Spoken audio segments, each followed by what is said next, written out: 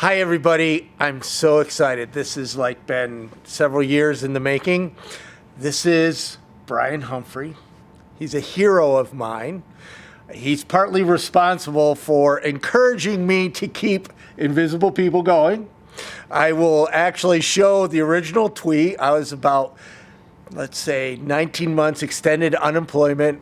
I was eating dollar pizzas, started interviewing people and putting it up on the net, and thought I was a little bit crazy. I still think I'm crazy.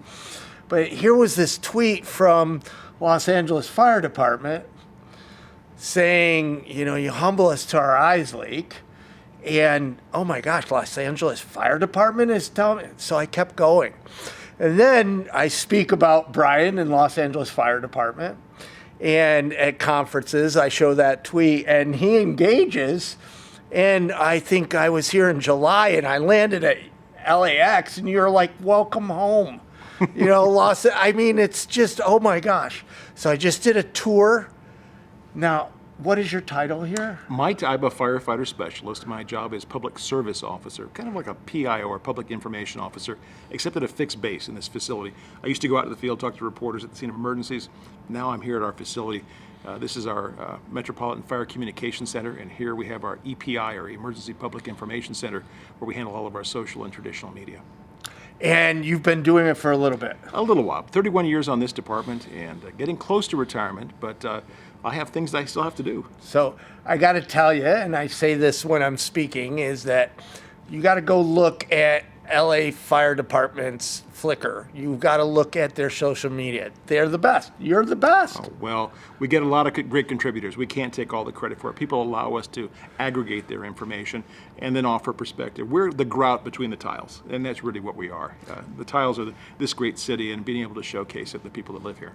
So we're walking through the command center? Yes. And we're at the map. And first off, how many calls every day? About 1,300 emergency incidents happen each day. About 85% are medical emergencies. They give us a chance to have one-on-one contact with people in need. But there's always a crisis. From San Pedro to Selmar, from Eagle Rock to Woodland Hills, more than 4 million people rely on us daily to help them lead safer, healthier, and more productive lives. Now, you were telling me, and you're standing in front of a map of LA County, and that it's the general public that's the most important. Well, it is. And you ask, why did you welcome me back to Los Angeles? Well, Mark, I work for you. Whether you are at the pinnacle of a CEO, a leadership royalty, a politician, or a person who's struggling to get back on their feet, I work for you. I am a public servant, and I like to put great emphasis on the servant aspect of what I do. Being a servant is really central to our being. So as a servant, it's my job to care for the people who live in this city, no matter what their need may be, no matter when it may be. And you try to, you're a FUD buster. I am, yes, guilty as charged. I am a FUD buster. Our job is to remove FUD, and that stands for fear, uncertainty, and doubt. It's one of the greatest challenges we face. The greatest challenge to Los Angeles and its fire department are not train wrecks or terrorism. Our greatest challenge is mediocrity and complacency. And that's being mediocre or complacent about the fear, the uncertainty, and the doubts, or the FUD that people can experience in daily life. Where's that smoke coming from? Where are those sirens? Where are they headed? What's the fire department doing? What are the risks and rewards available to me? So it's our job to get out there. And social media has been a great opportunity, Mark, for us to reach out and connect with people closer and more frequently than ever. So you're all over the place. I mean, besides Los Angeles. My boss says that all the time. Yeah, besides Los Angeles Fire Department, all over the place, literally helping people on social media, you're on Reddit. Yes, we are we're almost 11 years on Reddit. And 11 years on Reddit, that's, And we're in the early days, and people were, one of the credos of Reddit is supposed to be anonymous. And we kind of broke that creed, said, you don't want a fire department giving you advice if you can't identify where that stuff's coming from. You should do this to stay safe or not. So we were very identifiable, and we've had a great interaction there from meetups and other things. So from Reddit to Twitter, Facebook, way back in the days, MySpace, you name it, we've given it a chance to reach out to people where they exist. And that's the whole thing. We need to come to where you are. But we like to use that Google philosophy, that 70-20-10 philosophy. Our job, in this case, 70% is listening. 20% is responding to that listening, and then 10% is thinking about better ways we can serve the community with the information that we gather. But listening is the biggest part of it in social media. So in your control room, you're not the main dispatch, just the social media control room. You're checking out feeds and Twitter tags from concerts and events and wind and weather and all kinds of, you're really listening. Well, we try to, and that's not to be in people's business, but more so when they come to this city, they should be carefree. If they come to Staples Center, if they go to Dodger Stadium, if they're here at the Coliseum, we want to make sure that they have an easy night and that it's well and it's carefree. So along with our fire inspectors who are there at the scene to check for real life hazards, we are monitoring the sentient analysis of what's going on. What are people concerned about? So when we can remove FUD again, remove fear, uncertainty, and doubt, help people have a more pleasant experience here while they're in Los Angeles. And should a crisis occur, whether it be during the marathon or during the LA Auto Show, we want to be ready there to deal with what's happening, whether at the convention center or in somebody's block party, whatever that may be. Now, where's it all going? Where do you see social media going? Well, where I see it going is our ability to get closer. And I think we're getting back to the need for us to meet relatively frequently in real life. I think we need to have more town hall get-togethers, more backyard or fire station barbecues, more cases where people come to their local fire station and get to know the people that serve them every day. I'm an identifiable person. I'm one person in a department of about 3,500 people. And while I'm happy to have a relationship, the best relationships are the ones with the people who are living in your neighborhood around the clock every day of the year. So I think that's where social media is going. We like to call it our SLIM philosophy. We want social media to be slim. We want it to be social, local, instant, and mobile friendly. So if we can have that slim relationship and the emphasis on the local, I think that's where we want to be headed. I need another notebook because he's got so many Brian-isms. Brian-isms. And it's just been a wonderful, wonderful experience. It's been a long time in the making. I've tried to get here a couple of times. He's invited me, and I just never been able to make it till today.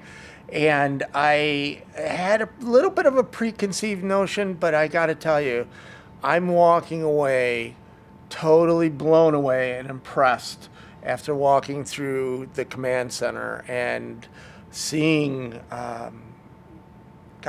really the heartbeat of what you guys are doing on a daily basis, listening into some of the radio calls, watching you work. There's a little fire going on. Somebody was burned. Yeah. I mean, oh my gosh. The work never stops here. We're always busy, but I always welcome people to come. And Mark, you've helped us gain a broader perspective, oftentimes of invisible people here in Los Angeles. And those are the people who you've been a strong advocate for. The one thing we like to do at the LAFD is never paint with a broad brush. A broad brush is not the right tool, assuming that all homeless people need this or that all firefighters need that. What happens when we break down those barriers and understand people as individuals, their needs and time may change from one day to the next or 1 hour to the next. And so we want to engage people, we want to listen, we want to learn, we want to be respectful of their privacy, but if they're public and in social media, we want to engage with people. And we want to be proactive whenever it's possible to reach out. We look to be successful. We define that success in 4 mileposts, as it were. We want things to be desirable, beneficial, justifiable, and sustainable. And there he goes again. When we have those relationships, then we go. Desire means that we have the passion. When it's beneficial, that's subjective, that right feeling, it just makes us feel right. Justifiable means the bean counters are happy, that we have the data to support that. And sustainable is something we can keep afloat. So we're always looking for initiatives. And as social media and other traditional media grow and change, we're always looking at those 4 mileposts to decide how we can continue these efforts for wherever they may reach us. I say this with all sincerity, is even if you're a business, you gotta, or a nonprofit, you gotta, or if you're also a fire department or a police department, you gotta pay attention to Brian and the department here and how they really add personality but keep the voice of the brand and deal with some tough subjects we were talking about here. He's dealing, but it's hard to make earthquake preparedness fun. It is. Some of the things, and you do a wonderful job. Well, you're very kind to say that. We understand that in a crisis, there's only going to be one firefighter for every 50 to 100,000 people. I mean, think about that. So the more we can help people learn and share with one another. Our community emergency response teams have been very popular, empowering people. And that's really what we're all about. Sometimes there are other public safety agencies that want to infantilize people. You know, don't do anything, come to us, we'll take care of you. Now, we're still going to take care of you. We're still going to be there for you. But in the meantime, if we can teach you how to fish, as it were, we're that much better of an agency. If we can help you learn how to put out fires or just do chest compressions for CPR, those kind of things, until we get there, then it's a force multiplier. And that's why we're having such outreach as we do. Any last words? I just want to say, Mark, what a pleasure it is to finally meet you in real life. I think it's important that the advocacy that you bring forward, most importantly, the attitude. You help us realize that no matter what stands in our way, we can overcome it when we break down the barriers and talk person to person. I really hope that people, for both the communities that we very strongly advocate for and represent, public safety and those who are residentially disenfranchised and struggling to get ahead, that we can break down those barriers, that we can communicate and find that the little things that we can do every day, the small things that are very easily sustainable, that we can each contribute to make life better for both halves. I just want to thank you for having me. Oh, Mark, your pleasure. And I want to thank you for encouraging me over the years.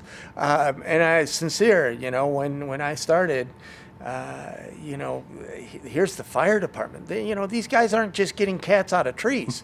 You know, they're saving lives every day and helping people in all kinds of emergencies, big and small, and taking the time to encourage little old me. Oh my gosh, amazing. So follow Brian, follow all the feeds, LA Fire Department. There's a few of them, really amazing. I'll link some of them below, and you guys all take care out there. Thanks, Mark.